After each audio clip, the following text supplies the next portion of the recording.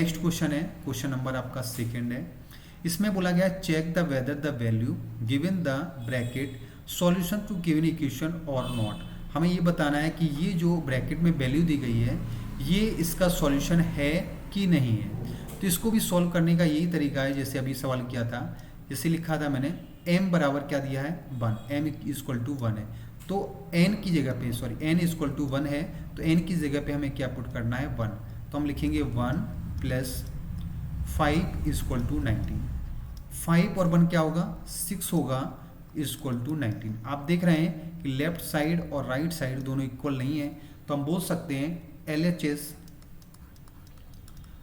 Does not equal RHS। Means ये equation मतलब आपकी जो वैल्यू है n इक्वल टू 1, ये वैल्यू इस इक्वेशन की नहीं है, क्योंकि ये वैल्यू इसमें पुट करने पर ये सेटिस्फाई नहीं कर रहा है। तो आंसर इसका क्या हो जाएगा नॉट, ये इसका सॉल्यूशन नहीं है। इसी तरीके से इसका नेक्स्ट क्वेश्चन है, क्वेश्चन नंबर सेकंड बी दिया गया है। इसमें बोला गया है कि n की वैल्यू क्या है n इक्वल टू -2।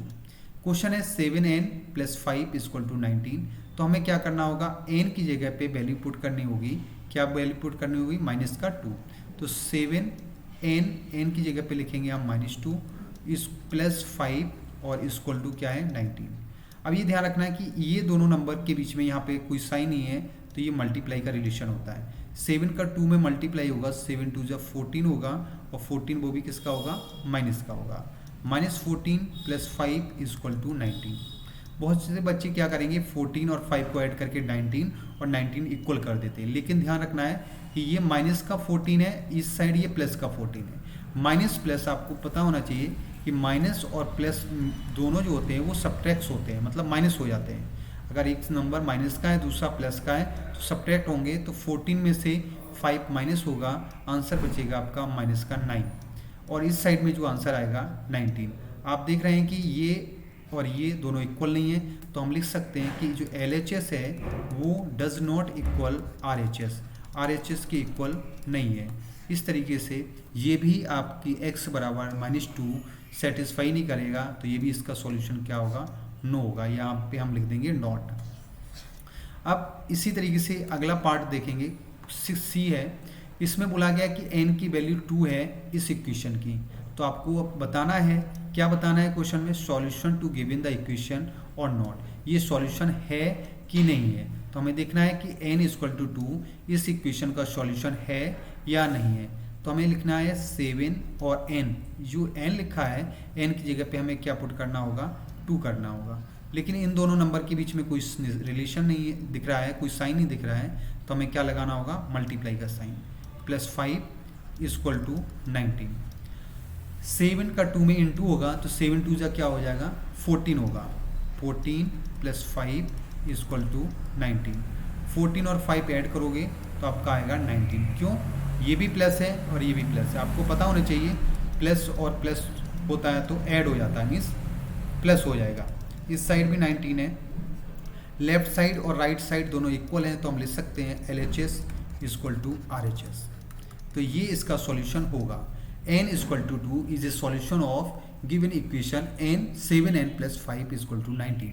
मीन्स इसका आंसर हम लिख सकते हैं यस, ये सॉल्यूशन है। जिसमें आपका LHS और RHS दोनों इक्वल आ जाता है, वो दिया हुआ नंबर जैसे n इक्वल टू 2, ये इस इक्वेशन का सॉल्यूशन है। नेक्स्ट क्वेश्चन हम देखेंगे, क्वेश्चन नंबर डी है। इसमें लिखा हुआ है 7p - 3 इक्वल टू 13 और p की वैल्यू दी गई है 1। अब देखते हैं p इक्वल टू 1 सो इसका सॉल्यूशन है कि नहीं है। तो 4 और p की जगह पे हमें क्या वैल्यू पुट करनी है 1, लेकिन इन दोनों के बीच में हमें क्या साइन लगाना होगा मल्टीप्लाई का, -3 इक्वल टू 13। 4 बन जा क्या होगा 4 बन जा 4 -3 इक्वल टू 13।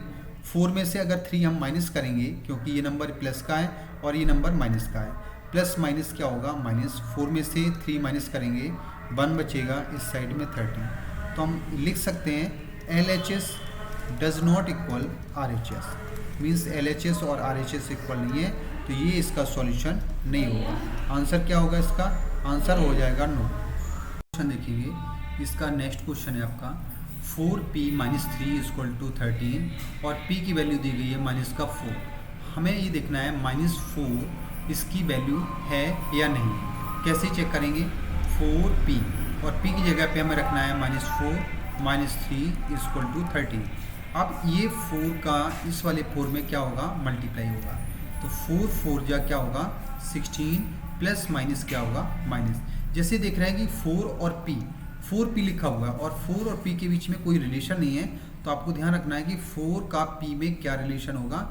ये मल्टीप्लाई का साइन है, बीच में क्या होगा? आपस में मल्टीप्लाई होंगे। तो 4 और p की वैल्यू क्या है? -4 है, तो 4 का 4 में हम क्या कर देंगे? मल्टीप्लाई। नेक्स्ट लिखा है -3 इक्वल टू 13।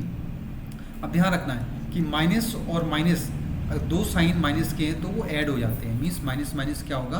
प्लस। तो 16 और 3 ऐड हो जाएंगे, 16 3 कितना हो जाएगा आपका? 19 होगा। लेकिन ध्यान रखना है कि ये माइनस माइनस प्लस होंगे, लेकिन ये साइन प्लस का नहीं आएगा, यहाँ पे साइन आएगा आपका माइनस का। साइन उसका आता है जो नंबर बड़ा होता है। यहाँ पे 16 और 3 में 16 बड़ा है, तो 16 किसका है? माइनस का, तो माइनस का साइन लगेगा, यहाँ पे आ जाएगा आपका 13। आप देख रहे हैं कि LHS और RHS इक्वल नहीं है, तो हम यहाँ पे लिख सकते हैं LHS does not equal RHS। ये इक्वल नहीं है, तो ये सॉल्यूशन इसका नहीं होगा। तो आंसर क्या होगा? नो।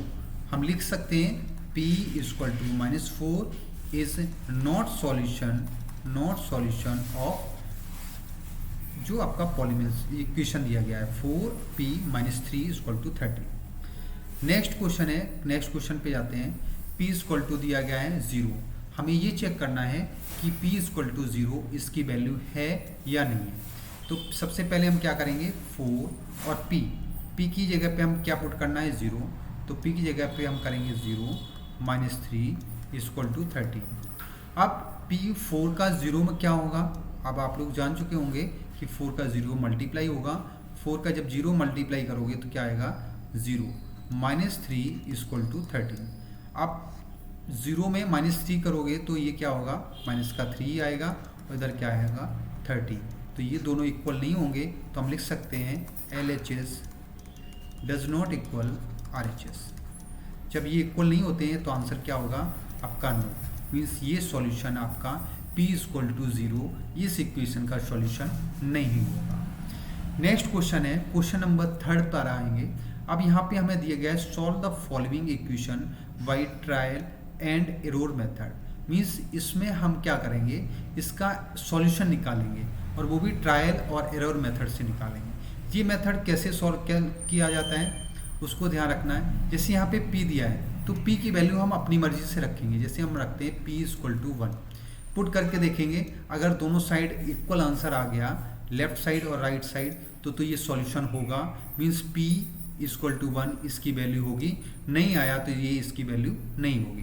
तो 5p की जगह पे क्या रखना है? 1 प्लस 2 इक्वल टू 17। 5 बन जा क्या होगा? 5 बन जा हो जाएगा आपका 5 बन जा 5 प्लस 2 इक्वल टू क्या होगा? 17। अब देखेंगे 5 और 2 अगर आप देखेंगे तो 5 2 को ऐड करोगे तो कितना हो जाएगा? 5 2 7 इक्वल टू 17।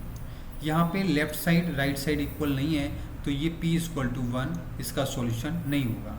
अब नेक्स्ट फिर ट्राई करेंगे। अब हम रख रहे हैं p इक्वल टू, हम पुट करके देखेंगे p इक्वल टू 2। तो यहाँ पे 5 और p की जगह पे हम क्या रखेंगे? 2 प्लस 2 इक्वल टू 17। 5 2 जा क्या होगा? 10 प्लस 2 इक्वल टू 17।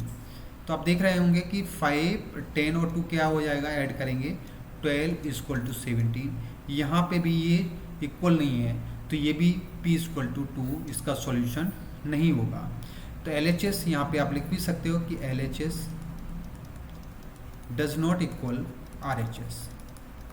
यहाँ भी लिख सकते हैं LHS does not equal RHS। तो ये इसका सॉल्यूशन नहीं होगा। अब हम p की वैल्यू रखेंगे 3, इसीलिए इसको ट्रायल और एरर मेथड बोलते हैं कि उसमें ट्राई करते हैं। आप वैल्यू पुट करके देखोगे, आंसर अगर इक्वल आएगा तो वो इक्वेशन का आंसर होगा, नहीं तो नहीं होगा। अब हम वैल्यू पुट करेंगे p इक्वल टू 3। जैसे यहाँ पे लिखा है 5p प्लस 2 इक्वल टू 17। तो 5 और p की जगह पे हम क्या रखेंगे 3 प्लस 2 इक्वल टू 17। 5 3 जा, इन दोनों का आपस में मल्टीप्लाई होगा, क्योंकि यहाँ कोई साइन नहीं होता है तो मल्टीप्लाई करते हैं। 5 3 जा 15, 15 प्लस 2 इक्वल टू 17। 15 2 ऐड करोगे तो क्या होगा 17 इक्वल टू 17। आप देख रहे हैं कि लेफ्ट साइड और राइट साइड इक्वल है, तो हम लिख सकते हैं LHS इक्वल टू RHS। तो आपका आंसर क्या होगा, आपका यही आंसर होगा P equal to 3। Means answer जो होगा इस इक्वेशन का वो आंसर होगा P इक्वल टू 3। तो ये आपका क्या होगा सॉल्यूशन। इस तरीके से हम ट्रायल और एरर मेथड से हम इसकी वैल्यू फाइंड कर सकते हैं। इसका एक क्वेश्चन और है, सेकंड क्वेश्चन है, इसमें दो क्वेश्चन है। इसमें दिया गया है 3m equal to 14 equal to 4। अब हमें p की m की वैल्यू यहाँ पे अपने आप खुद से माननी होगी। मान लेते हैं m इक्वल टू है आपका 2, कोई भी ले सकते हो, 2 1 3 -1 -2 जो मर्जी आए वो ले सकते हैं। पहली वैल्यू कोई भी ले लो, उससे हमें आइडिया लगेगा कि हमें वैल्यू को बढ़ाना है कि कम करना है। जैसे लिखा है 3m की जगह पे रखना है 2 -14 इक्वल टू 4, मतलब 3 2 जाग होगा 6 होगा -14 इक्वल टू 4। अब देखेंगे कि 14 में से 6 माइनस करेंगे तो कितना आएगा 8 आएगा, वो भी माइनस का, -8 इक्वल टू 4। आप देख रहे हो कि ये माइनस का 8 है, ये माइनस प्लस का 4 है, तो काफ़ी डिफरेंस है। तो ये वैल्यू हमें क्या करनी पड़ेगी और बढ़ानी पड़ेगी। जैसे m बराबर 2 लिया है, अब हम m बराबर दूसरा नंबर ले लेते हैं, m इक्वल टू 4 लेके देखते हैं एक बारी। तो 3m की जगह पे हम रखेंगे 4 माइनस का 14 इक्वल टू 4। तो 4 3 जा क्या होगा 12 होगा, 4 3 जा 12 -14 इक्वल टू 4। 14 में से 12 जाएगा तो यहाँ पे बचेगा आपका माइनस का 2 और इस साइड क्या आएगा 4। अभी भी इक्वल नहीं आया, दोनों अलग अलग हैं। हम लिख सकते हैं LHS does not equal RHS। तो इस तरीके से ये भी आंसर इसका नहीं होगा। ऐसे यहाँ पे भी लिख सकते हैं LHS does not equal RHS, ये इक्वल नहीं है, तो ये अभी आंसर आपका नहीं निकला है। नेक्स्ट हम m की वैल्यू पुट करके देखते हैं। m की वैल्यू हम रखते हैं 6 रख के देखते हैं। तो 3m की जगह पे 6 रखेंगे, माइनस का 14 इक्वल टू 4। ये देखेंगे m 3m था तो 3m की जगह पे मैं 6 रखा, 14 4। तो 6 3 जा क्या होगा 6 3 जा 18 आएगा, -14 इक्वल टू 4। अच्छा 18 में से 4 माइनस करोगे तो आपका 4 आएगा और दूसरी साइड भी क्या है 4 है। तो हम यहाँ पे लिख सकते हैं LHS equal to RHS। Means यहाँ पे दोनों साइड इक्वल आ गई, तो आपकी जो वैल्यू होगी वो क्या होगी m इक्वल टू क्या होगा 6 होगा। तो हम लिख सकते हैं जो आपका आंसर होगा m इक्वल टू क्या होगा 6 होगा। इस तरीके से ये आपका थर्ड क्वेश्चन पूरा कंप्लीट होता है।